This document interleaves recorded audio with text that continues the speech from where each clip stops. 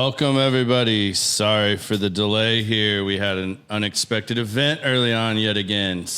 But no jackhammers behind us tonight. So welcome to the show, Dave. Thank you. Appreciate you having me on. I'm glad you agreed to be on. So for episode 9, you guys, we've got the one and only Dave Wagner here, a.k.a. I like to call Tony Starks, or Wags, whatever the day brings. Let's jump right into this. I mean, we've got all these people here, I guess, been waiting for a little while. So, let's see what we got going here today. We've got Larry already jumping on here. Greetings, Larry. Larry out here from LaGrange, Missouri. Hopefully we're going to get to meet Larry one day. I hear he comes up to the lounge every once in a while. Do you know Larry Adams? Might know the face, don't know the name. Okay. All right. Well, let's jump right into it. Let's tell these folks a little bit about the good old Wags. Where do we start? I mean, I don't even know where to start. You do so much interesting stuff. I don't even know where to start with this one. So I guess let's start off with a little bit about background before we tell them what you do, because that's just going to spur all kinds of conversation here. Background, you were born and raised, I think, upstate New York. Upstate New York, yes. Yeah. Left New York when I was, I went to school at University of Pittsburgh. Moved back to New York for a short stint, met my wife. You guys just had a big anniversary too, didn't you? 30 years, yeah. Yeah, congrats, man. That's awesome. Thank you. After having 2 kids relatively quickly, moved back to Pittsburgh, was in Pittsburgh for about 3.5 years, moved to Little Rock, Arkansas for 18 months, and then came to Frisco early 2001, April of 2001, and have been here ever since. Okay, you're just a little bit behind me. I moved here in 96, so yeah. Right behind me. So what did you study at Pitt? What did you get your degree in? Business administration. Business administration. My parents would probably say I got my degree in monkey business. Monkey business, huh? Yeah. Not the best student, but, yeah. We'll leave that. Leave that one there? All right. I mean, it's always amazing to me, like, what people get their degree in and then what you actually see that they do for a living. Sometimes that goes hand in hand. Sometimes it's left field and right field. Yes. I mean, last week, one of my buddies that I had on, I had no idea, a degree in journalism, basically, and he's been in the multifamily industry for years. And I was just like, wow, I would have never, ever have imagined that's where he actually started going down that path. Huh. Yeah. So I guess we'll start off. What's the best way to say what you do for a living? Importing? I'm an importer. Importing. I'm an importer. I wasn't always an importer. I actually started 28 years in insurance. What type of insurance? Sales. Okay. Mainly property casualty. Started my insurance career in upstate New York, working for a State Farm agent, doing auto and home and life, and stayed in the insurance industry. I think when I got out, the last thing I was doing was I was actually working for the State Insurance Association of Independent Agents in Texas, out of Austin. Okay. And during that time, I was building a business part-time as a private investigator, which I started doing that in 2004 for a retired FBI agent here in Plano. And after 3 years working for him, I basically went to him and said, hey, do you want to sell your business? And he was like, nope. I was like, okay. So I continued doing it part-time until 2017. And that's when I decided to make a break and leave the comfort of a steady paycheck and benefits in the insurance industry. And I have not looked back. I can relate to that because I started off with property and casualty and all that in the beginning as well. I actually started out in the mailroom when I came back from the Navy, and my mom worked at the insurance company and got me in with the insurance company. And the first big desk job I took Started out with auto and BI, and then I jumped into a guy retired, and I jumped into the property casualty side. That was kind of my transition into construction. So very familiar. I have a lot of family in the insurance industry. So when I moved to Pittsburgh, little known fact, not a whole lot of people know this. I mean, people who know me obviously know it, but for the vast majority of people tuning in tonight, probably have no idea who I am. I actually was the largest writer of property and casualty for volunteer fire departments in the U.S. I insured over 215 fire departments, their buildings, their trucks, and things like that. Allegheny County, Pittsburgh, where Pittsburgh is located, actually is the home of the fire service, or actually Pittsburgh, Pennsylvania is the home of the fire service. But there's more volunteer fire departments in Allegheny County than any other county in the United States. Wow, that's interesting. And, I don't want to say it got boring doing that, but it required a lot of evening appointments. So during the day, I insured the things that I enjoyed, which was fine dining, white tablecloth restaurants, and cigar lounges, which is how I kind of really that's when I got serious about cigars. So this was going back to, I want to say 96, 97. Yeah. I was insuring cigar lounges back then, way back when, which was a lot of fun because it's, what do they say? It's never work if you enjoy what you do. Yeah, that's true. I mean, that's interesting that that's where your cigar journey started. I would have never have guessed it was from something like that. Yep. How do you feel like cigar lounges and stuff like that? Like, so obviously you found a hobby that you enjoyed, and then you turned it into something you could, do with your business as well. How do you feel that like snowballed? Because it, that kind of got you into other things you collect as well. I feel like I can see that knowing you now, I can see some of this property casualty stuff and inland marine and all that stuff where it introduced you to a lot of the hobbies and things you like to collect aside from personal passions. Yep, absolutely. It's kind of funny, kind of on that thought. A lot of people ask me, is like, hey, I'm sure we'll touch on this more going forward, but ATF, you already do alcohol, you import that, you already are in the firearms business, so when are you going to do tobacco? And I've always drawn the line that cigars are the one thing that I will never say never, but I have zero plans in getting involved with on a day-to-day basis as far as cigars go, because that's my outlet. And I talked a little bit about this. I was in another podcast, and it's kind of this is my getaway. When I leave the office and or I leave my home, and whether I'm out on my back patio or I'm here having a cigar, and don't want to think about liquor other than drinking it. I don't want to think about importing it or talking. I don't really want to talk a whole lot of shop. I don't mind questions, but this is my outlet. Yeah. And last thing I want to do is spoil that with making it something that I have to rely on a paycheck to enjoy. Well, thank you for letting me spoil your evening and coming on here and talking about all these things with everybody. All good. I appreciate it. You bet.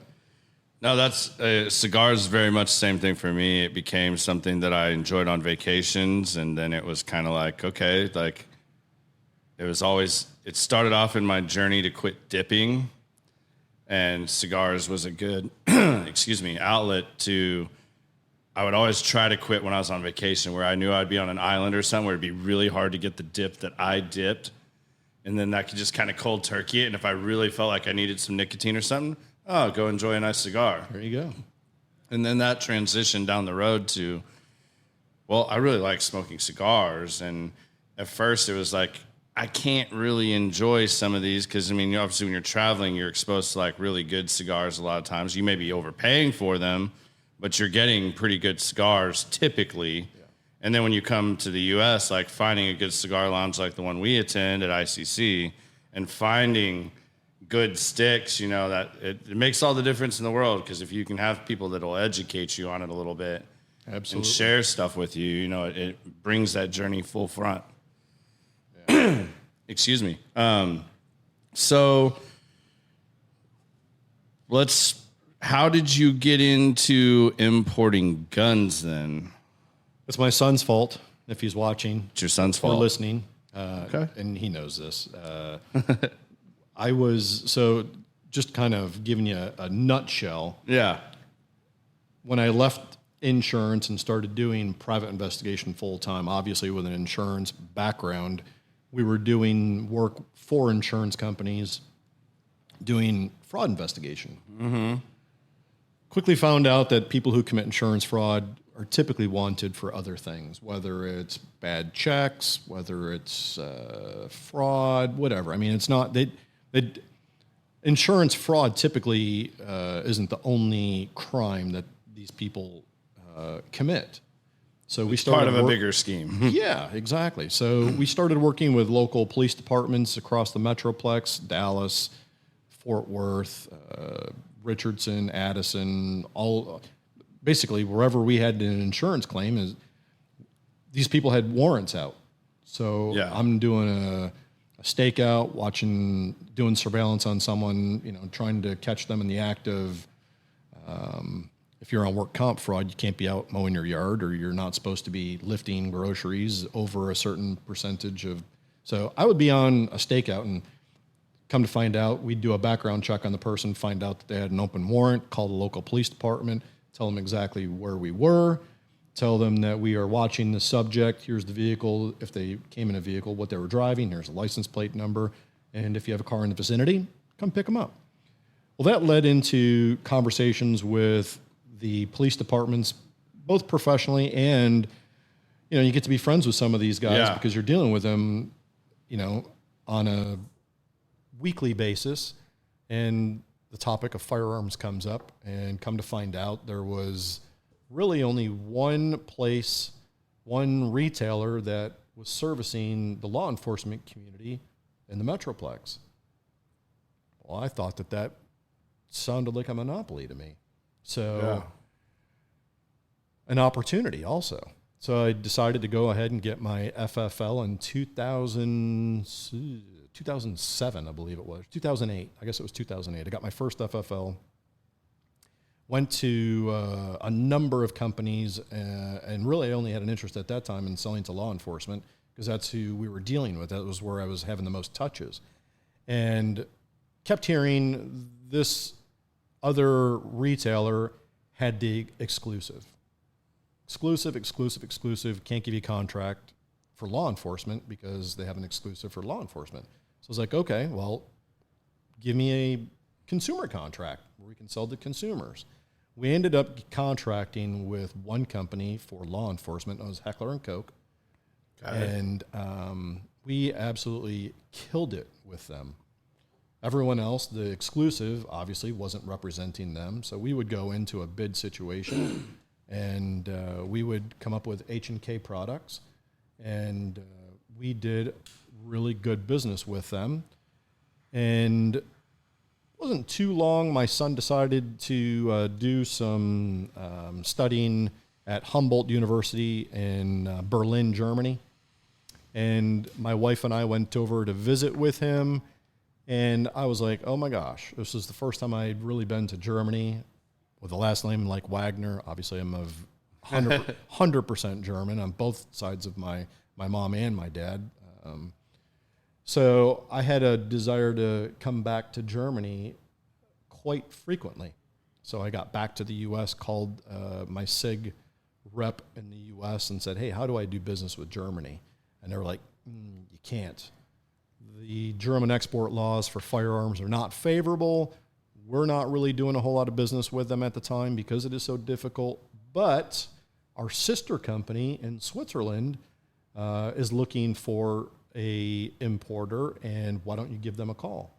So we called them a couple of months later because they were closed for the summer break and struck up a conversation. This was 2014, and it's been off to the races ever since. We have been the exclusive importer for SIG Switzerland. When we were doing business with them, they weren't doing business under the SIG name. They were doing business as SAN, that's S-A-N, Swiss Arms. SAN standing for Swiss Arms Neuhausen, which is the city that they were located in, just outside of Schaffhausen. It's on the German-Swiss border. Okay. And we actually just re-upped our 3-year exclusive with them when I was there 3 weeks ago. Awesome. So we'll continue. Congrats. Thank you. It's been a great relationship for both of us, and we're going to continue doing what we do with them for at least the next 3 years. So you guys should continue to listen to this. Like, you're going to hear all these little key things here. Like, this man has found ways to turn hobbies and passions and things he likes to collect into not only businesses, but opportunities that open doors for other opportunities, as well as relationships that he's been able to make as well. I mean, I would be hard-pressed to find someone more traveled than you, I think. Like, we had to plan this out a little ways because, I mean, Wags is always on the go. And getting you here for more than like 3 or 4 days this time of year especially is a pretty good challenge. I mean, this guy's out chasing F1 cars around and scotch and guns and, hard man to keep track of.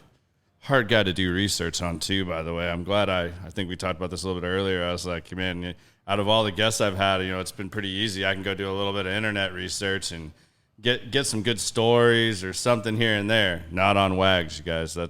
That private investigator background, he's got all that stuff on lock.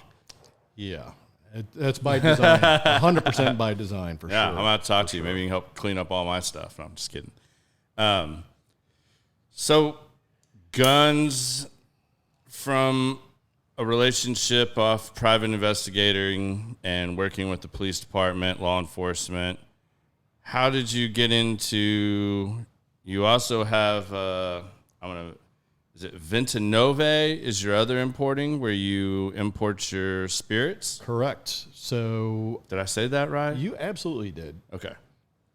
Ever since we started importing firearms, as you alluded to, I travel quite a bit internationally. I have relationships with firearms companies where we act as the exclusive in Germany, 2 in Switzerland, 1 in France, and we're always obviously looking for more opportunities. But my wife during that time said, you really need to find another business that I can be involved with and I can travel.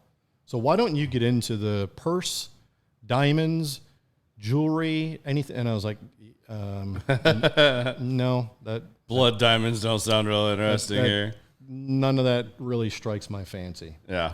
So during the time that I am going to Switzerland and France, and obviously, as you alluded to a little earlier, I'm a little bit of a collector. I collect everything from Scotty Cameron putters to mainly scotch. I'm a big scotch collector. Yeah. And every time I was in Europe, I'm always looking for bottles that you cannot get here in the U.S. They were never meant for the U.S. market. They were never exported to the U.S.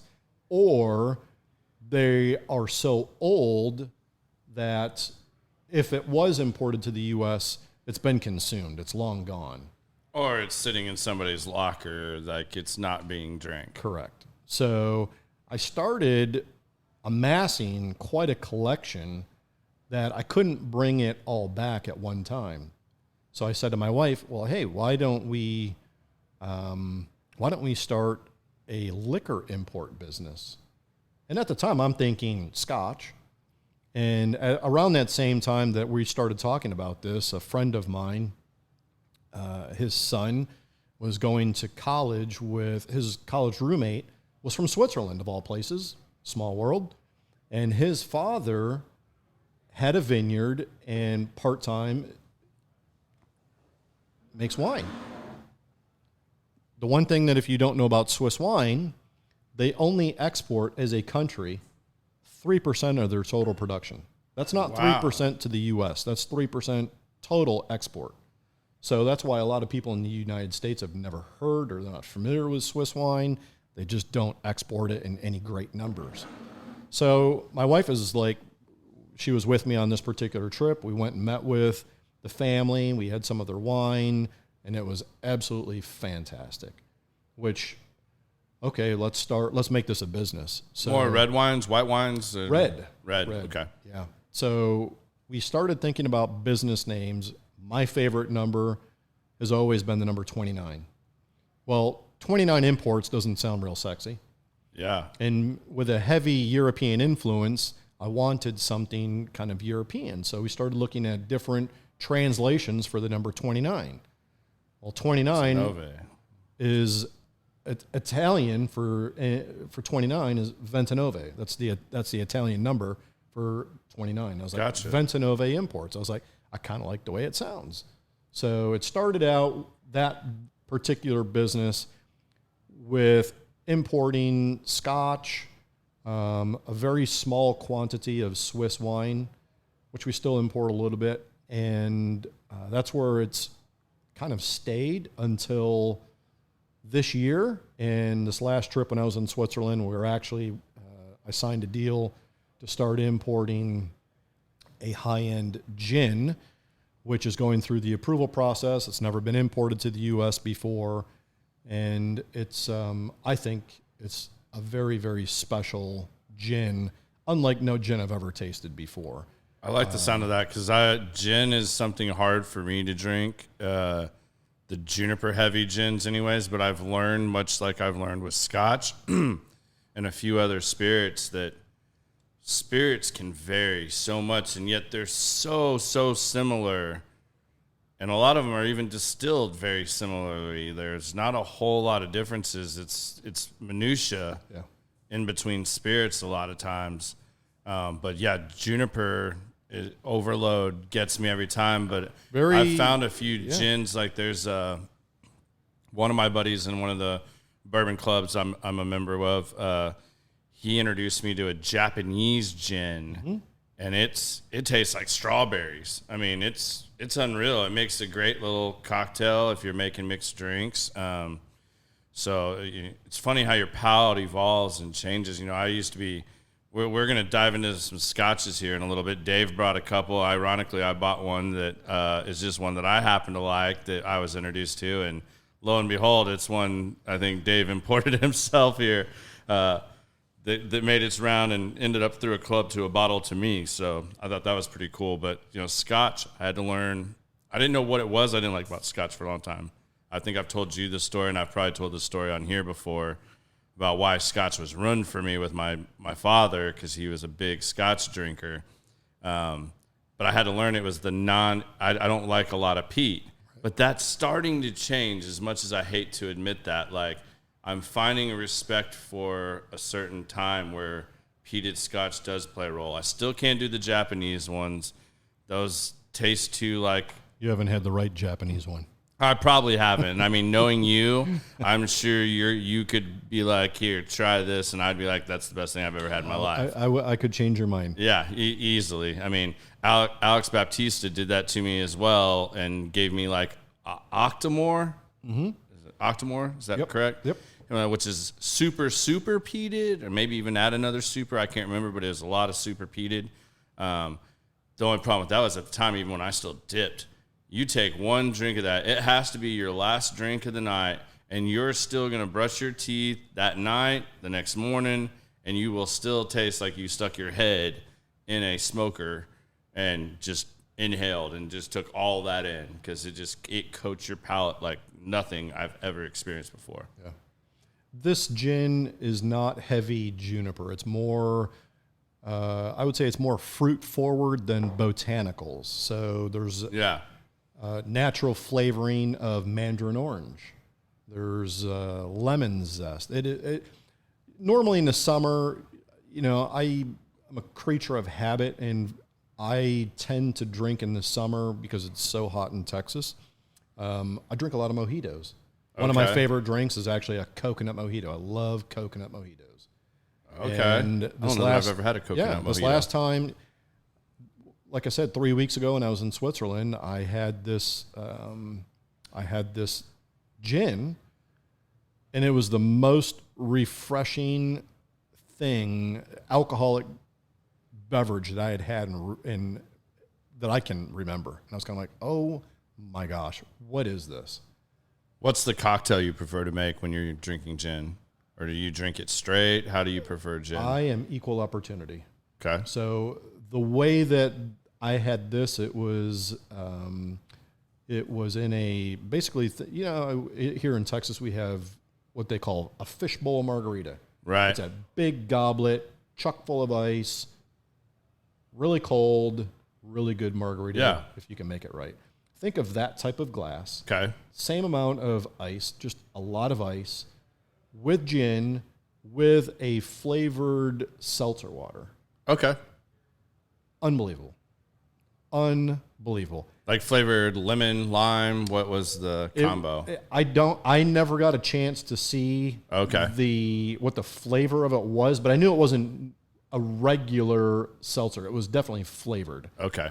I couldn't tell because it could have been passion fruit or anything. It wasn't that, but if I had to guess, I would say it was probably something along the lines of like a lime or a lemon or something along those lines, which heightened the floral, or not the florals, but the fruit of the gin. It was absolutely amazing, and I sat back and I had a lot of it, and you were celebrating your birthday too. I mean, you had every right to go all out. Actually, I wasn't celebrating my birthday. My birthday was celebrated. Right when you got back? Yeah, we had my wife and I you had talked a little bit earlier about Formula One. I actually went to Belgium and went to Spa for Formula One for my birthday. This was in celebration of signing our 3-year extension on our agreement with SIG. So that was reason to celebrate that night. But I said basically to the guy who had given it to me, I said, you got to tell me more about this. And we got talking about it. He's the exclusive importer in that country, and just got talking to him, and he's like, hey, let's, I was like, this could be big in my opinion. I was like, I think I got a pretty good palate. I think this has got a lot of potential. And he was like, if you want to go in and be partners with it, let's do it. So stay tuned. That's awesome. Yeah. I love that. I have a good friend that's a distiller up in Indiana that he does that kind of stuff to me. What drew me to them at first, with my bourbon collection when I got into bourbon, is I didn't chase the allocated stuff. I wanted to find somebody doing craft. Yeah. And I wanted to find something that was unique, completely off left field, but really good that people just weren't trying. People were walking past when they walked down the aisle. And, lo and behold, I found my friend Alan Bishop, and we've struck up a friendship, and he sends me stuff periodically that, I'll go up and see him, and I get to try stuff. And, I mean, it's always a guessing game with Alan of what you're going to get. I mean, he's got me where I have had absinthe, which I never thought I would drink.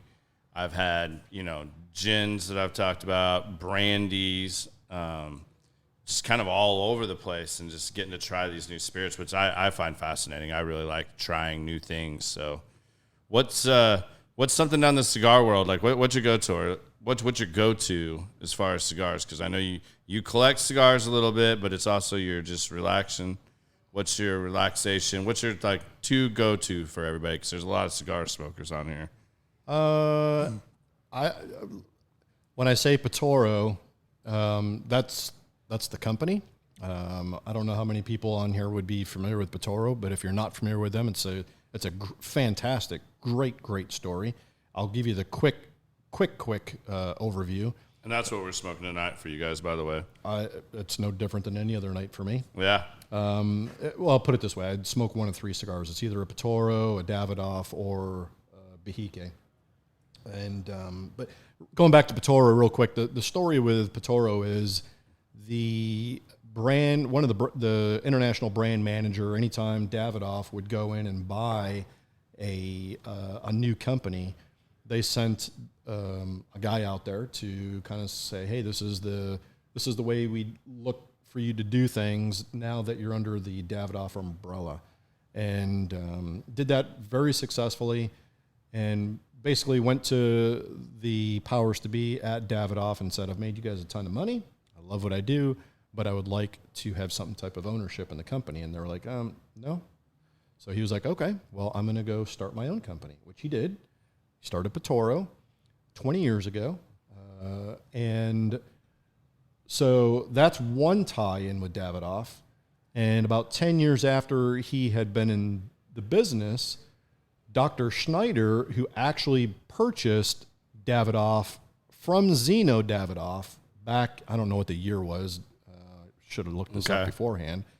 His grandson was not in the cigar business at the time, but wanted to get into the cigar business and basically went and bought into Petoro. So it is a heavy influence of Davidoff, but it's not Davidoff. It's Petoro. Yeah. And personally, that's my It's just a good my cigar. go-to cigar. I mean, I smoke the Terra Blanches a lot. I love that cigar. That's it's a great cigar. I hadn't smoked this particular one. I smoked the shorter version of this. Platinos are good. I like the vintage, of course, because I travel to Europe quite a bit, specifically Switzerland. I buy a lot of cigars at their lounge, which are exclusive to the Swiss market. So a lot of the things that I bring back, you can't get here in the U.S. Yeah. It goes back to I like smoking and owning things that not everybody else has. It's kind of one of my small joys in life. It definitely is. I mean, because you, like you said, you collect a lot of things. I mean, I think we've touched on a few of them. You're also, from what I know, big into Les Pauls. Correct. Which I could tell you some sick stories that make you really sick about Les Pauls I've owned and sold over the years. I own one guitar nowadays, and it's a little acoustic that I maybe take out one time a year. I sold one that I would like to get back, and I promised myself after having seller's remorse, I will never sell another one. Yeah. Yeah. My first guitar that I saved up for and got was the Joe Perry limited edition Les Paul. When I was about 12 or 13 years old. Sold it for a dirt bike. Saw it at a Guitar Center about 10 years ago probably. Someone had brought one in, and it was up on their, like, antique wall, you know. I think that guitar was somewhere around $20,000. I was like, this is insane. Like, it's like people who, once upon a time had, one of the early edition Slash guitars. And ended up probably selling it, and they've had buyer's remorse ever since, or seller's remorse, ever since. So it's another thing. I'm also big into pens. I have a little bit of a pen problem that there's no way I can write with as many pens as I own, but I appreciate the craftsmanship. When my son graduated from college, I said, hey, where do you want to go? And he's always wanted to go to Japan, so he and I went to Japan. And I didn't realize at the time, I thought I was a pen collector until you go to Japan and you see some of these pens that are just absolute works of art. Absolutely beautiful. And that really just... Do you favor your pens or watches? Because I know you're a big watch guy, too. Man. If you had to give up one, which one would you give up, the watches or the pens? I should give up the watches because it's the more expensive of the two. Yeah, for sure. But it would probably be the pens. Pens. All right. Because I know even before I knew you, I knew of you from listening to a couple friends that are big watch guys that know you from watch circles. And that's all I heard about for watches. I've got about 6-7 watches. And I'm fascinated with them, like the way they're crafted and how they work. Like, that's always been something I thought was very intriguing. Yeah. It's the craftsmanship, which Yeah. is what we look for when we're looking for partners with firearms. You asked me what it is I do. I'm an importer. Am I a gun dealer? No. Sure, if you want to classify me as that, but I don't consider myself per se a gun dealer. Not really, because you're the guy that brings the guns that go to the dealers. But when I think of a gun dealer, I'm thinking the average gun dealer probably sells, Smith & Wesson, Glock, which there's nothing wrong with those brands, but that's not who we are. Yeah. We are bringing firearms into the U.S. that Or of a different class. There's a very high technical degree of craftsmanship that goes into them, whether it's SIG or whether it's PGM Precision in France, whether it's the Waffenberg in Germany. I mean, these guys they're craftsmen. They hand tool, it's hand fit.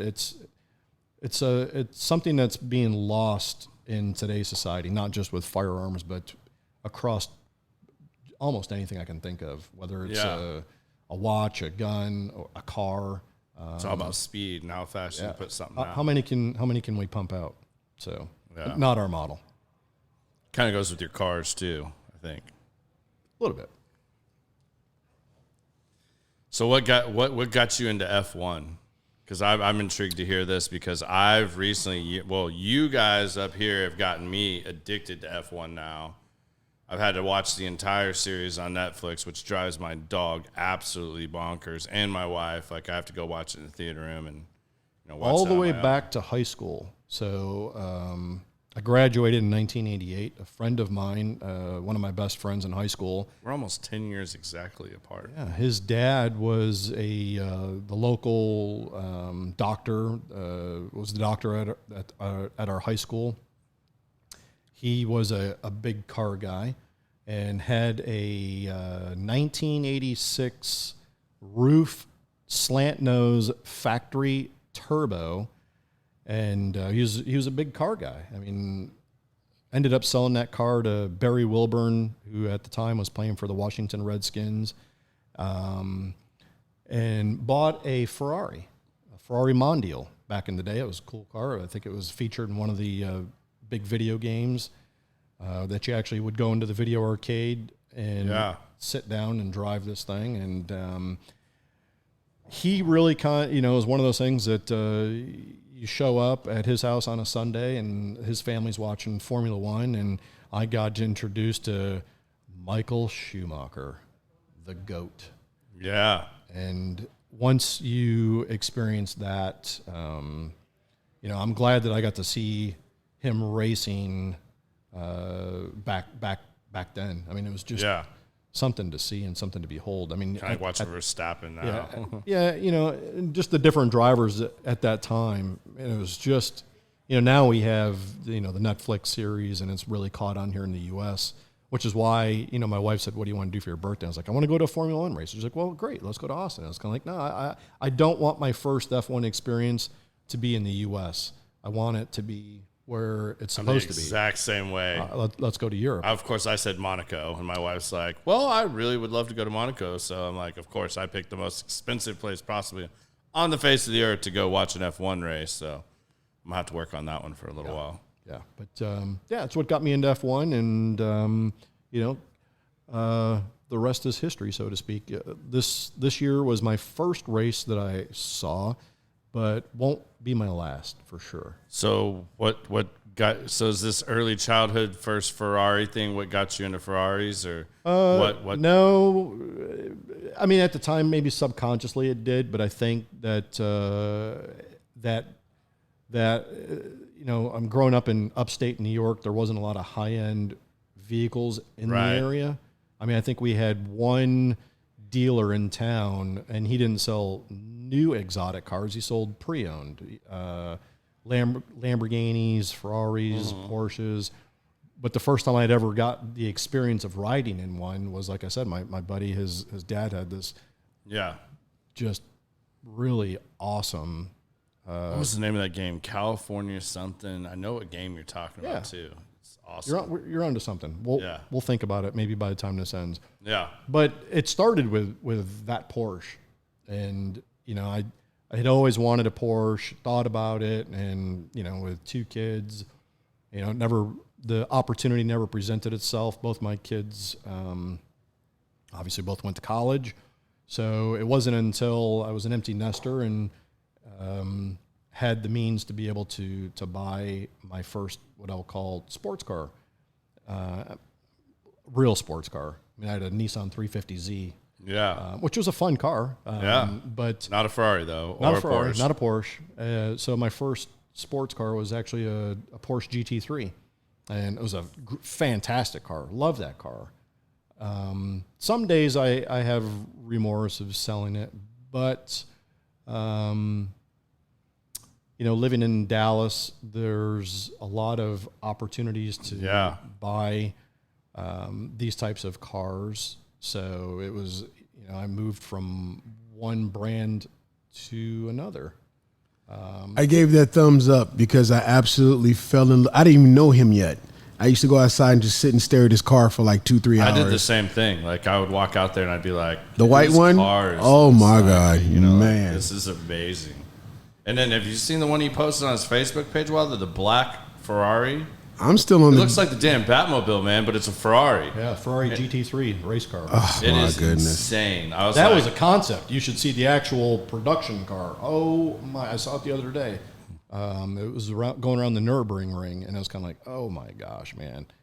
Never thought about racing cars until I saw that car, and I was kind of like, oh my gosh. They're absolutely gorgeous. I mean, it's unreal. Like, I picked Team Ferrari just because all the guys were like, who's your team? Who's your team? When I started showing up here and going to these different F1 events up here.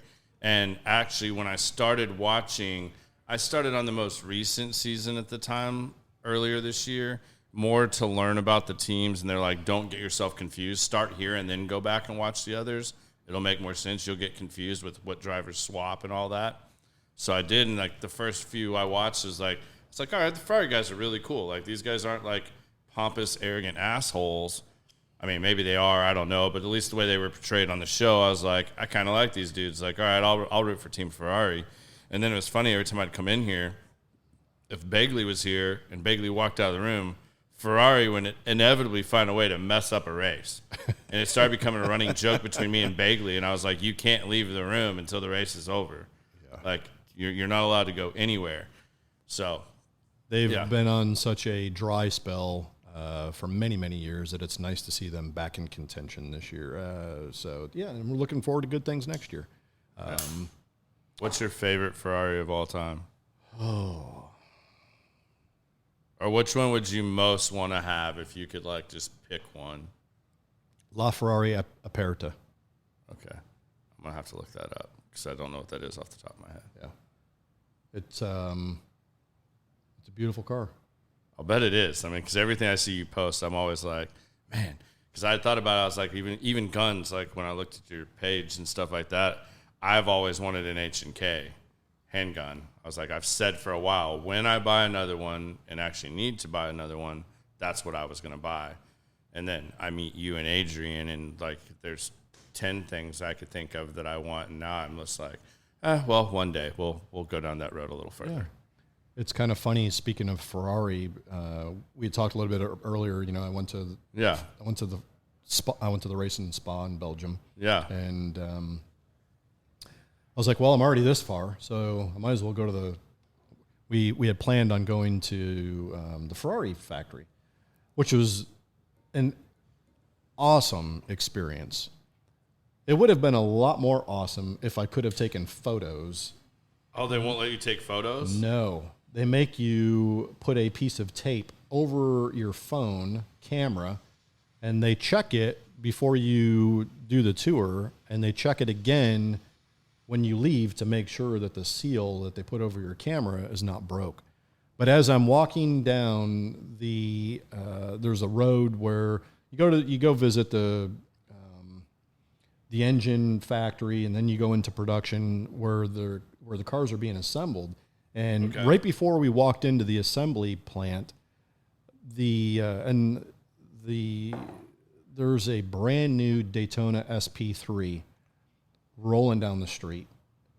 And I've never been so enamored with a vehicle. Not a color, like if describing it over here and without showing you a picture of it, you're going to be like, oh my God, that thing sounds absolutely hideous. Like, why would anyone? It was green, and it was clearly for the Asian market. Right. Because those colors, typically that's where they go. And I knew it was going to Asia because they get their cars before they come to the U.S. Okay. But the U.S. is one of the last countries that Italy sends their cars to, whether it's Alfa, whether it's Ferrari, it doesn't really matter who the manufacturer is. It's just the U.S. is one of the last markets that get cars. So I knew this car was probably going to Asia. And it was such a beautiful car, and I really, really was like, I want to take a photo of that. But of course, the guide who was giving us the tour was standing right alongside me, and he's just looking at me, and I think he knew what was going through my mind, and I knew he was going to say, don't even think about it. So I didn't, but it was kind of like, this absolutely is torture when there is something like that. I wonder why they don't want photos out there of them. Don't know. I mean, it's more marketing, so I mean, like, why wouldn't you want the publicity? I mean, I can understand. But the new SUV was doing laps around, and that was, I mean, they were announcing it. We were there on a Monday where that car they announced to the general public on Wednesday. But you still couldn't take any photos. And even on Monday of the week it's being launched, as it's driving around the complex, it's still wrapped. So, like, you couldn't get a clear picture of, like, what the finished product was. It was all wrapped in, like, I'm not going to say a brown paper bag, but, it was all black. Yeah. And had all these white markings on it to kind of throw you off, so you couldn't really tell what the lines of the car were. And it's kind of like, are you kidding me? You're announcing the car to the general public on Wednesday, and I can't get a sneak peek on Monday? Yeah. But it's kind of like, okay, tradecraft. I get it. All right, which one did you try now? Because I'm gonna... The Benrinez 22-year-old, which is that right there. I hope you enjoy it. You have you have your club pick Benrinez. I think this is what, a 10-year. I would be guessing. No, it's a 21. No, it's an 11-year. Yeah, it's close. That's 22-year. All right. So cheers. Double. Thank you. You bet. Appreciate this. Absolutely. It's got a great nose on it. Doesn't even smell like scotch. Oh, so good. So good. Oh, yeah. See, this is why I can't hang out with you. Well, you If I hang out with Dave, I'm going to get in all these other hobbies. My wife definitely thinks I do not need any more hobbies. That's for sure. So you've traveled a ton. How do you think the opportunities you've had traveling have influenced you, or maybe changed your trajectory in certain career paths or whatever? Maybe like lessons you've learned type situations that if you hadn't have traveled, or maybe there was an experience traveling that, like, aside from like meeting certain people that, like, started some of your business that you've already told, is there any other stories or things like that come to mind from your traveling experiences? Because I found that I didn't travel at all growing up, hardly, except in the United States. My in-laws actually made fun of me when my wife and I got married because I had to go get a passport. They couldn't believe I didn't have a passport because, when I've gone to Canada or Mexico, you didn't need a passport. But that's something they made fun of me about, and gave me a hard time about. But once I've gotten to travel and been more fortunate to get to see some places in Europe and South America and stuff like that, some of those trips have, like, drastically changed my perspective on a lot of things. Mm-hmm. I think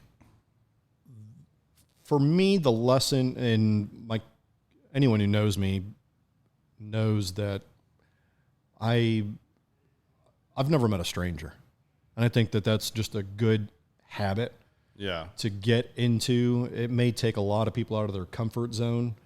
I alluded to, when I come in here, I want to relax. I don't really always want to talk shop. So but when I am traveling for internationally, whether it's for business or pleasure, I like hearing people's story.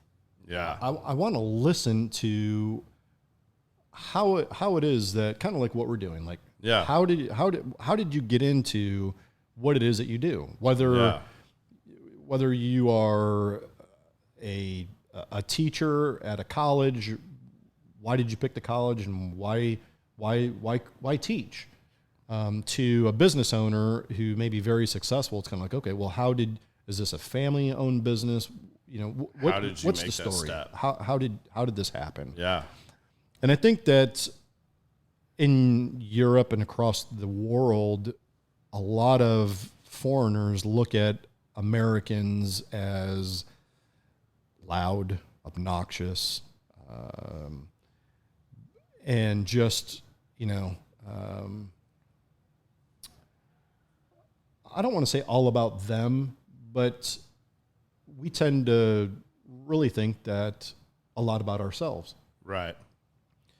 When you're going to countries like Switzerland, when you're going to countries like France, they don't necessarily want that type of personality. You know, it's kind of like they don't really care about that. Yeah. They want to know you for who you are. Yeah. What do you do? You know, I've told this story a couple of times. I don't know if I've ever said it to you, but you know, I was in Switzerland, and one of the guys, he's actually in the Guinness Book of World Records. He kind of got me jump-started with my Scotch collection. He's very well renowned in Scotch collecting, and he looked at me one day and he's like, "How do you know so many people?" He's like, I live in Switzerland. I'm from Switzerland," and he was like, "The number of people who you know blows my mind." Those are my words. He didn't say it blows my mind because it's not something a Swiss would typically say. But that's the message. Like, how do you know so many people? And it's kind of like when I go into an office, I go into a restaurant, I go into a bar, you know, it's not unlike me to start a conversation with someone within earshot to just say, "How are you?" You know, you know, if I overhear a conversation and I hear that maybe they're not from a particular area, you know, why are you here? You know, are you here for work? Are you here for pleasure? You know, do you have a, you know, why are you here? What's your story? And just hearing the experiences of how people got to where they're at. I never assumed that this person is the CEO of the company. I mean, they may be very successful, but they could just be an awesome salesperson. Right. You know, little did I know that the person who I'm speaking with is actually, you know, the owner of the company. I mean, that's not the reason why I'm talking to him. I'm not talking to this person to get something out of it. I'm just trying to educate myself with and being more well-rounded. Like, there's something about this person. Is there anything that I can apply to my life that I can learn from this person, whether it's in the way that they talk, whether it's the way that they act, maybe their view on certain topics. I think traveling affords you the ability to see and be exposed to different scenarios and different things than we're accustomed to here in the U.S., especially in Europe, because things are they're much more liberal than we are here in the U.S. You know, for example, you know, I keep circling back to Switzerland, and I'm sorry for that, but it's where I travel to the most. So that's what my exposure to is the most. I went there for several visits, probably 10 visits. And as I'm walking down the street one day, a friend of mine said that he wanted to stop at the casino. And I was kind of like, I didn't even know that you guys had casinos. And he was like, "Yeah, we have casinos." I was like, "Well, they're not, you know, it's not like Vegas where they're marked and you know, it's this big hoopla about, you know, look, it's a casino." I mean, the building that I had driven by and walked by several times was a casino, and I didn't even know it. And come to find out that, you know, not only do they have casinos, but they're legal everywhere in the country, along with just about everything else that you can think of. Is legal, which kind of blew my mind coming from a country that is very set in very particular mindset of having certain laws in certain states of, if you want to gamble, you have to go, it's got to be on a riverboat, or it's got to be in an Indian reservation, or if you want to, you know, partake in marijuana or whatever the case is, you have to go to certain areas where it's legal. Where I'm in a country and hell, everything's legal. Yeah, you can just do whatever. All over the place. Now, granted, it's controlled by the government. They have processes set up in place that if you're going to do drugs, they want you to do it in a manner that is as safe as possible for not just you, but the people around you. So in Zurich, there's a park right next to the main subway station called Needle Park.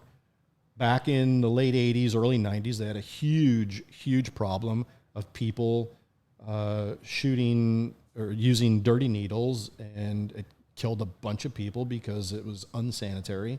So the government stepped in and said, look, we're just going to make it legal. But here's the deal. We're going to make it legal in a controlled environment where everything is controlled. It's here's clean needles. Here's a place to do it. It's not my thing. I don't do any of that. I'm not condoning it. I'm just saying that it was a different thought process than what it is that we're all used to here in the U.S. Not saying it's right or wrong. It's just a different way that makes you think differently. And at the end of the day, seeing a different perspective. That's exactly right.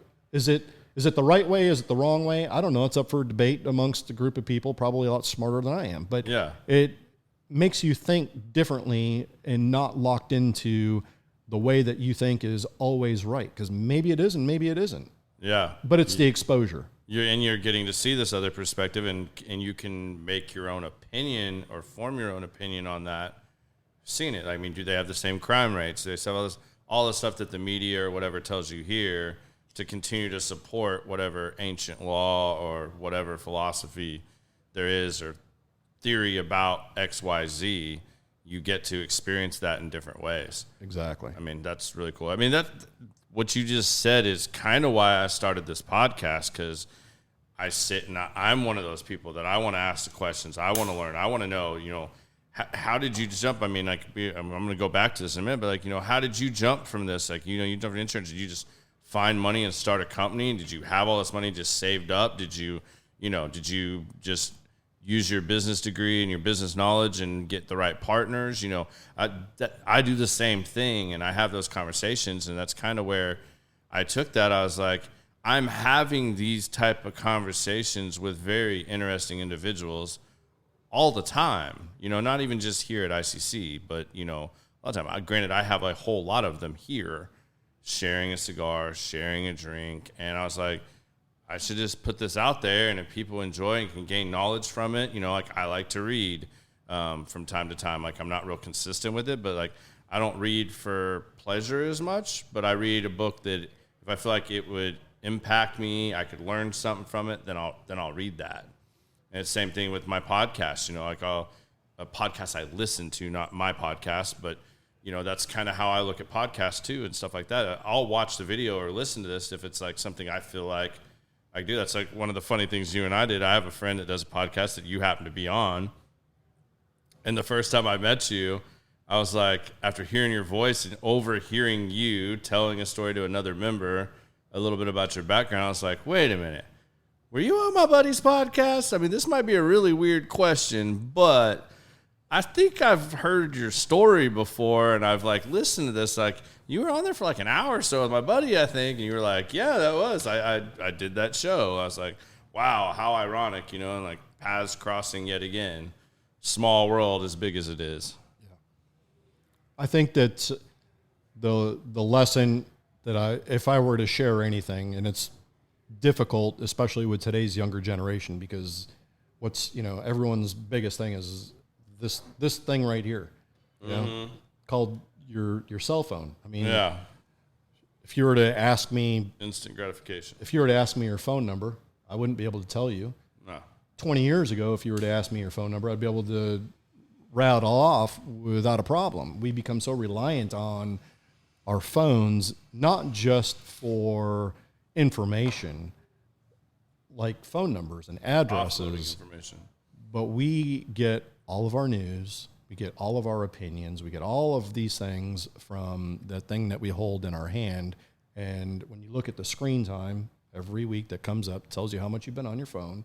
It's kind of like if you would put your phone down long enough, and this is what I try to tell my kids if I'm talking to someone who's in high school. I was at a stoplight the other day, and a kid rolled up and said, he's looking at the car and he's like, what do you do for a living? And I was kind of like, I'm an importer. And he was like, how'd you get into that? And I was kind of like, the light's about to turn. I don't have time to tell you, but if you want to know more, hey, I'm going up to, this place, meet me in the parking lot. He never showed up, but it's kind of like, the lesson is kind of like the golden rule. Treat everyone like you want to be treated, right? Yep. So instead of sitting there and not having a conversation with the person next to you who you don't know anything about, what's the harm in reaching over and just saying, how are you today? Yeah. You know, I did it today. I stopped and got breakfast at the gas station. The guy, checking me out. I don't have I've never seen the guy before in my life. It wasn't a gas station I normally stop at. You know, it was Indian guy working at 7-Eleven. I'm rolling in there, grab orange juice, and I said, how are you doing today? And he looked at me like I had 3 heads. He was kind of like, I'm good. How are you? And I was like, I'm great, man. I hope you have a great day today. And it's just kind of the shock that was on his face, and it's kind of like, I didn't really do anything that was abnormal. It's like holding a door open for somebody these days. You know, it's like It's kind of like when I don't want to say when, but how have we gotten so far disconnected as a community? You know, my niece had to do a paper. I remember when she was back in college about, who's your neighbor? Well, everyone's your neighbor, whether they live next door to you, whether they live on your street, whether they live in your community, whether they live in the same country as you, whether they live on the same planet as you. Everyone in this world is your neighbor, right? Yeah. To some degree. Some degree. Especially today when you can hold that phone in your hand and you can have a conversation with someone on the other side of the world, or you can learn a foreign language from a teacher who's in France or in Germany or in Japan, whatever the case is. Yeah. Technology is both a blessing and a curse. And I think that when we become so reliant on it, that it takes away our individualism and our humanity, that we forget to just be people, be in the moment, yeah. Be people. That's a problem. No, I agree a lot. I think a lot of that stems from, the generations coming up today. That's all they've had. That's all that's been put into them is mom and dad are so busy with the world. They sit and let these entertain their kids, and they don't teach them social skills. They don't teach them how to do these things. The kids aren't sent outside to play. Yeah. They're told to go to their room and stay inside and do, whatever, entertain yourself. Don't bother me. Yeah. Type thing. So I think that has a huge impact on me. You don't see kids just out playing and doing whatever outside, so they don't learn those social interaction skills. Exactly. And, I don't know what the world's going to look like in 10 years or 20 years from now, but I hope that, I've really kind of made it a conscious effort to back off on my own personal social media. We're at a time when you have to have social media if you're a business owner. Yeah. It's how especially, with a lot of Sales mediums, it doesn't cost anything unless you do paid ads. But, individually, it's kind of like, I'm just going to take a step back. Not everyone, I don't need to post all the time. I talk to people all the time. It's kind of like, hey, look, we're having this conversation. Yeah. I'll go sit out in the lounge later, and if somebody's got questions or, we talk about travel, we talk about, how's your day? And, it gives us a chance to be human, to interact without a phone. I'm not texting someone who's sitting next to me, asking them how their day is. It's kind of like, it's part of, yeah. It's part of being in touch with. It's starting to become a lost art. Honestly, it is. And just communicating and having conversations with people is truly becoming a lost art. Yeah. Or just being able to get outside your bubble and, like you were saying, talking to your neighbor next to you that you're having dinner and that person is there and having an intriguing conversation. You're eavesdropping, but people are loud. You can hear conversation and stuff, and having the ability to start a conversation that could be life-changing, really. How many conversations have you had with somebody randomly that turned into something else completely that you had no idea? You might have just asked them how their day was. Yep. And sometimes that's all some people need is somebody to ask them how their day was. Yeah. The last 3 business deals that I've done, 2 of which were in Switzerland, were 100% from a conversation. It wasn't done by email. It wasn't an introduction. It was I was in a place and struck up a conversation about whatever the product was. They get talking. I was at a hotel I was staying at. Somebody caught wind that I was there within the country, and they're in the firearms industry and wanted to meet with me and talk about maybe a possible opportunity.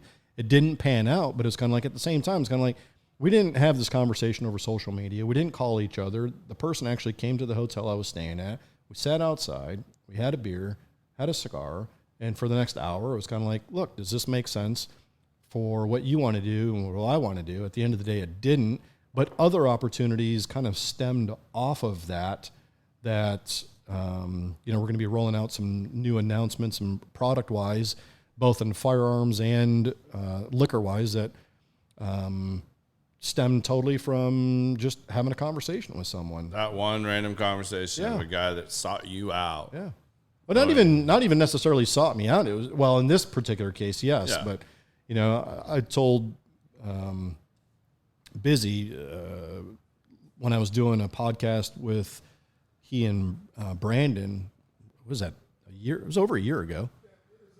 It was about a year ago. He is here, folks. He's being awful quiet tonight. I'm over here wrestling with production. Internet has been very spotty in here. Okay. So I'm literally bobbing and weaving. Stuff on voting night. So, I'm not a little surprised. It is a little ironic that I end up booking you and getting you here to talk on voting night. And, that seems to be Facebook's favorite thing is, we say one word and they don't listen to any context or anything, and they like to kick us off. I'm sure YouTube's rolling strong, which is why I encourage any of you that are following and listening to us that like the live, and that's really your thing. If the live's your cup of tea, go on and give us a follow over at the YouTube. It's really easy to find now. It's at Common Sense the Podcast. That does not seem to go down hardly at all. So if any of you are getting frustrated with that or dealing with that and what Biz is dealing with back there, try the YouTube out. Everything else goes real smoothly because we upload it after the fact. Very much so. Way kinder about those things and don't really care I have what a you upload. fix, but I don't want to. It'll kick us off for like 12 seconds if I switch it. And I don't want to interrupt your flow, but yeah. You're good. If you need to do something, do what you gotta do, Biz. We got the whole recording. It'll be on there. All right. Our faithful followers are still going to be here. They know it's just going to be a quick little refresh. But it was kind of funny just to finish up this story. So, I'm sitting in this cigar lounge in Geneva, Switzerland, and I had a friend with me, and we're sitting there talking. This guy walks into the room and very well dressed and very well spoken, and he's kind of eavesdropping on our conversation. He's like, "Oh, you guys aren't from around here," and I could tell by his accent that he's not Swiss. One thing leads to another. We have this conversation. He's like, come to find out, he's from Beverly Hills, and is a member of the Grand Havana Room. Invites us to anytime we're in Beverly Hills, come and visit. This is over just having a cigar, and I'm 5,000 miles away from home. Yeah. And that happened 3 years ago, and he has today become a very, very good friend who I visit frequently, and very successful businessman.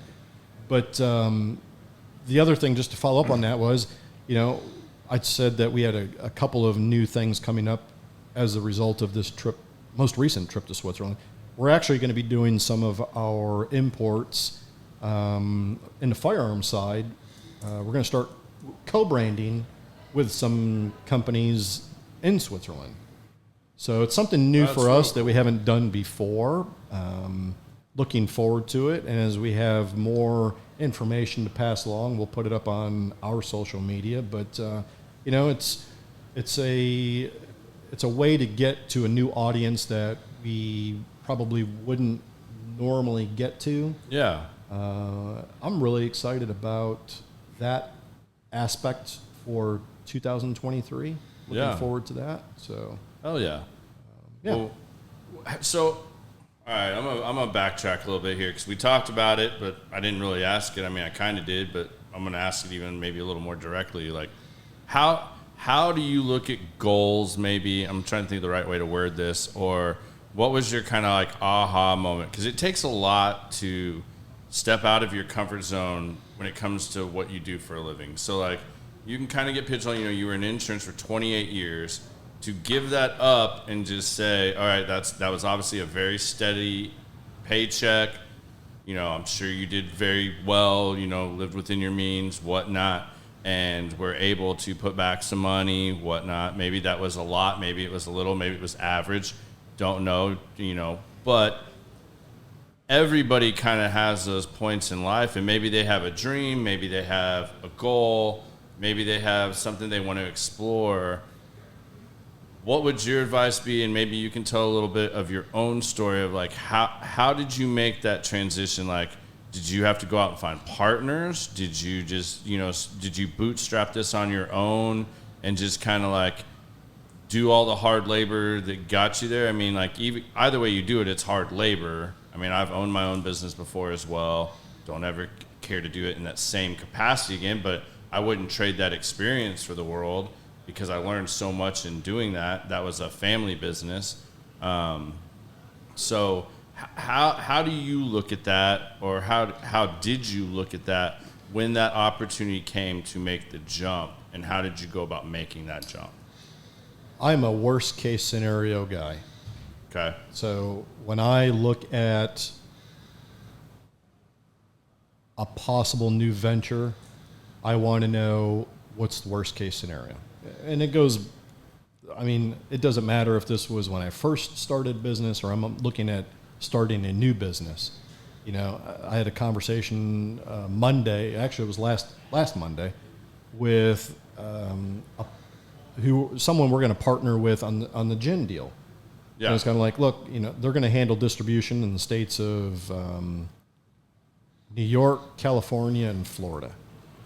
And he's telling me, this is what it's going to cost a month. And I'm kind of like, okay, well, okay. I'm okay with that number. But I'm a worst case scenario. So is this an exclusive? Like, if we don't sell a thing, am I locked into this monthly fee? And if so, for how long? Because I need to be able to calculate, can I weather the storm? Yeah. It was kind of like the same thing to some degree when I left insurance. Luckily, I had the benefit that I had been doing the private investigation in the gun business for 7 years. Yeah.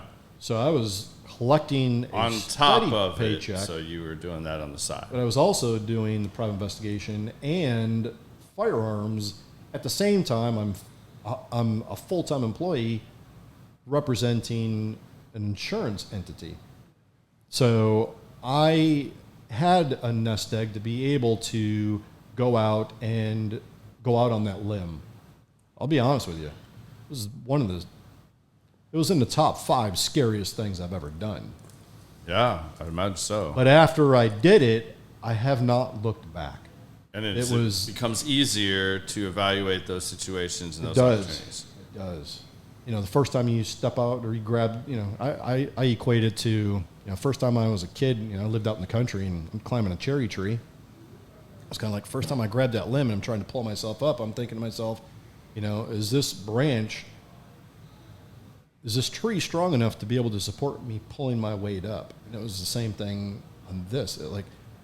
Am I sure enough, and have I done enough research?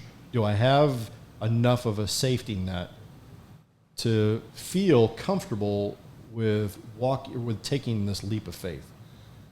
Like I said, I'm a worst case scenario guy, so I'm not going to. If there's a doubt, I want to make sure that I can minimize the doubt as much as possible with anything that's in my control. Yeah. Let's take, for example, you're starting your own business and you started it January of 2020. You've done everything you possibly could to minimize your risks.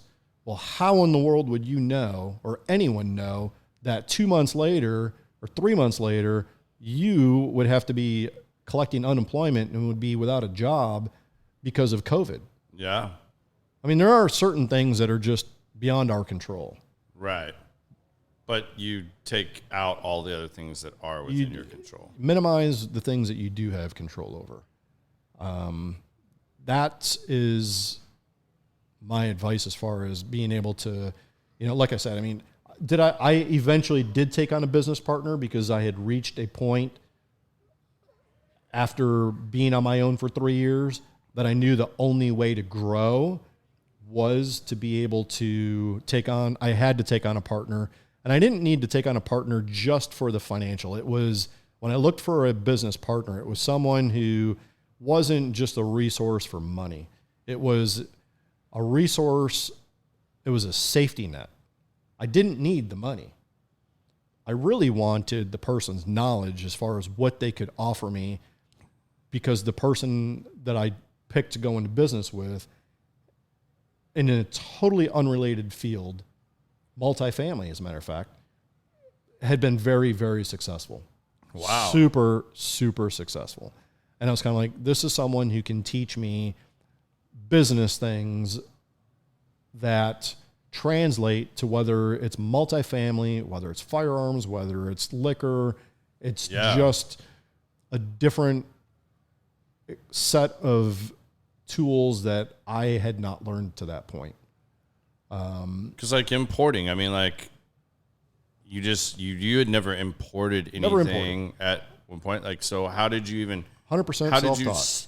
So you just started reading books? What was the process of learning importing? Because like you're dealing with different laws, different countries, everything. Like, that's not something you can just like run out tomorrow and be like, oh, I want to import guns, and I'm going to go meet this guy, or I know this guy, and you just make that happen overnight.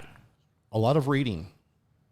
Yeah, I mean, even as a regular firearms dealer, you're given ATF when they come out and they give you your license. They give you this, 200-page book, and it pertains to everything having to do with firearms under the sun. Everything. Now, how much of that pertains to a normal firearms dealer who doesn't import firearms, who doesn't import ammunition, who doesn't deal in class 3 weapons, which are suppressors and fully automatic firearms? It doesn't apply at all. There's no reason to read that information. Right. But it's kind of like, in reading, the resources are there, but until you need it, I didn't have to familiarize myself with it. Right. So when I decided that, when it came back and it was kind of like, okay, this guy from SIG USA said, hey, there's an opportunity in Switzerland. First thing I did is I looked for that book, and I flipped to the page where it talked about importing, several pages actually, and started reading through it. And it's kind of like, okay, this is what I need. There's a different license that I need. There's new forms that I hadn't filled out before.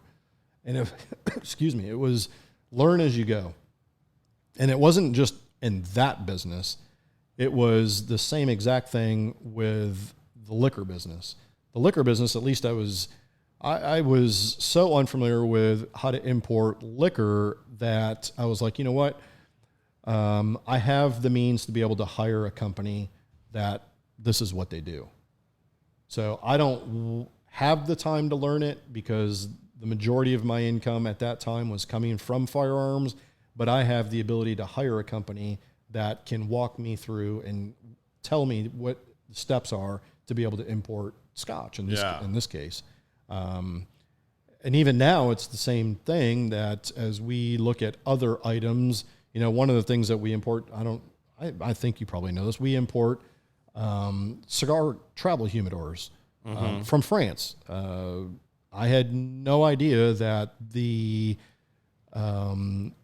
skins, the exotic skins that he makes his cases out of, required a fish and game import license, because these things are made out of exotic skins, whether it's ostrich, alligator, buffalo, alligator, python, all of these different things. It was kind of like, we have all of these goods that are sitting in a warehouse waiting to be delivered, and I don't have the license. Well, you don't know what you don't know, but I learned real quick. It was kind of like, my money's sitting here now. How do I expedite this? Because I'm having to pay storage on these goods while they sit in a warehouse. I can't sell them. I cannot recoup any of my money. So tell me where I need to get the license. And, I'm on the phone with these people all the time. It's kind of like, okay, I sent you the application. I paid electronically. What's the timeline to getting this license to get my quote unquote, my goods out of quote unquote jail? It's kind of like, luckily I only had to wait about 2 weeks to go through that process. But I will never let that license ever expire again. because we continue to import these goods. And it's kind of like, now you know. And the fee, I think the license for the year is $100. I mean, pretty nominal. Yeah. To be able to import these goods that, so it's kind of like spend a little bit of money. I now know. You didn't know. I hope my wife's watching and listening to this one. Christmas ideas. Like, we've been talking about these travel humidors. I did not know Dave did that. So yeah, you can hit I up just Wags found next out time myself. you're up here, so. I'm going to be talking to you after this is over myself. Yeah, see, I learned something new yet again. And it's kind of funny how that relationship started. You know, we talked a little bit earlier. It's a fun, quick story. But I met lunch in France with the representative, co-owner of PGM Precision, and he knows that I enjoy cigars. So we're sitting there and having lunch, and this guy walks in, and he's like, "Oh my gosh, you need to meet this gentleman. He makes these cigar humidors." And I'm like, "Great, man, I'd love to meet him." So he gets up from the table, walks over to the table, comes back and said, "Okay, we're going to his shop after lunch." Great, awesome, can't wait.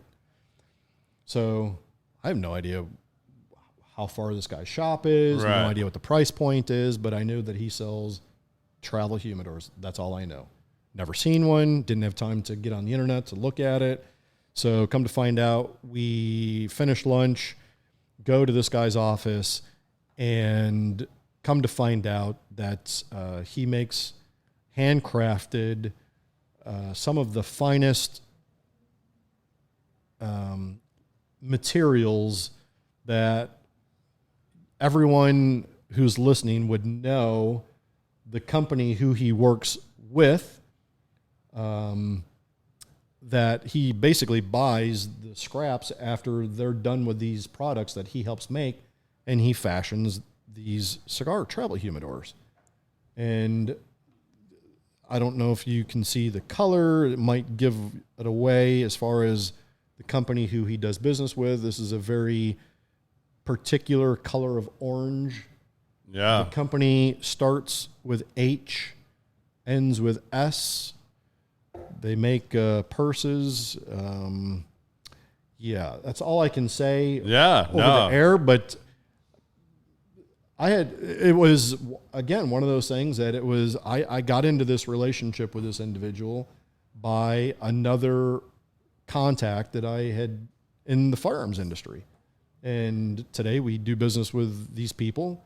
We don't have an exclusive with them per se, but in writing, we have kind of a verbal agreement. The only other company that imports their goods are Davidoff boutiques. Okay. Not Davidoff resellers, but actual boutiques.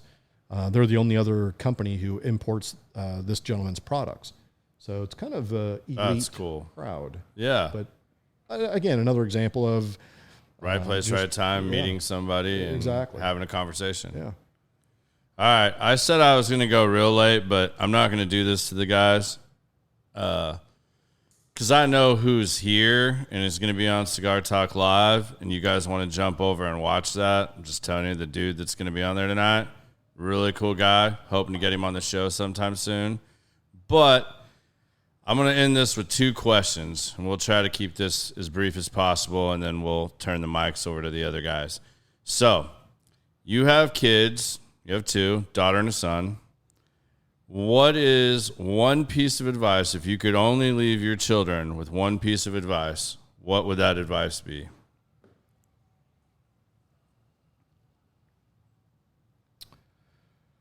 Oh boy. I had a conversation with both of my kids when they reached the age of 21. I remember it like it was yesterday. I told both of them when they reached 21, it's like, I've taught you everything that I could possibly teach you, when it comes to life lessons, I did the best job that I could as a father to teach you to be kind and to be fair. Everything else that you learn going forward is going to be lessons that you learn from mistakes that you make. But if there's one thing that I think that both of my kids know is be genuine and be kind. And don't be afraid to make mistakes. Don't be afraid to make mistakes. That's the way we all learn. Agreed. All right. Then there's the one thing we end every show with. And you can go wherever you want with this, Wags. So, I mean, this can literally be anywhere you want to go. We ask everybody to give us their 2 cents. And this could be your 2 cents about something you just want to say, something going on, whatever. It could just be whatever's on your mind. I mean, we've had people go in every different direction with this. It usually turns into something cool, and I like to think of it as a follow-up for the next time you come and join us on the show. But give us your 2 cents, and it can be literally about anything. I mean, this show is called Common Sense, and, you know, we find a lot of people don't have common sense, and that's kind of lacking in this world sometimes today. But there's common sense you can learn from each individual, and that's something we've talked about a lot tonight, and just being open and having conversations. So what's 2 cents you want to throw out there for the show tonight? This has been a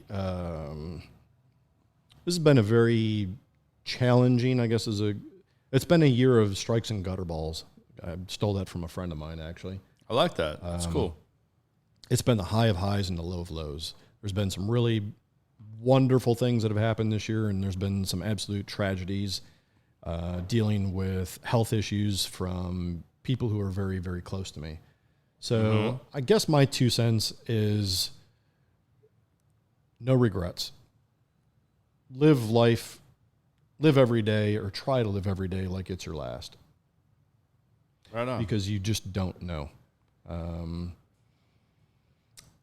Honestly, you really don't know. Our family experienced a loss of a young man who was very close to our family at age 27. Coroner's office, inconclusive cause of death. Yeah. 27. It's terrible. Didn't drink, didn't smoke.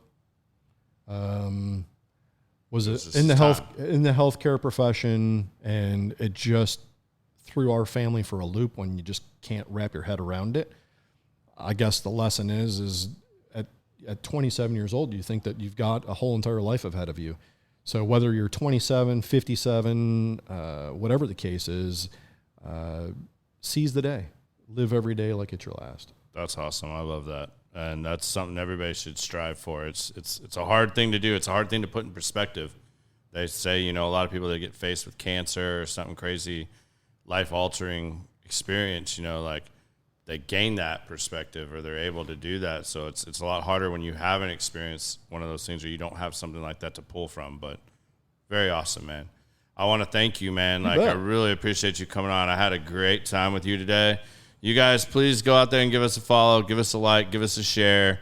You guys enjoy this. We are still taking on, looking at sponsorships. If you would like to sponsor a show, a season, we're putting all that stuff out there. You'll see some packages offered up here in the next week or two. I should have that done by the time the Thanksgiving holiday is done. But if you guys are enjoying this, please, again, give us a like, a share. You can find us right now on YouTube, Facebook. Those are the two you guys get to see it live. So if you like seeing it live, go there. You can interact, give us questions, comment. Biz will take care of you on that end. And if you just like listening to it, I mean, you can listen and watch on Spotify. It's also on Apple Podcasts, usually up within 24, 48 hours after you guys see the live episode. So thanks again for joining us. And until next time, have a great one.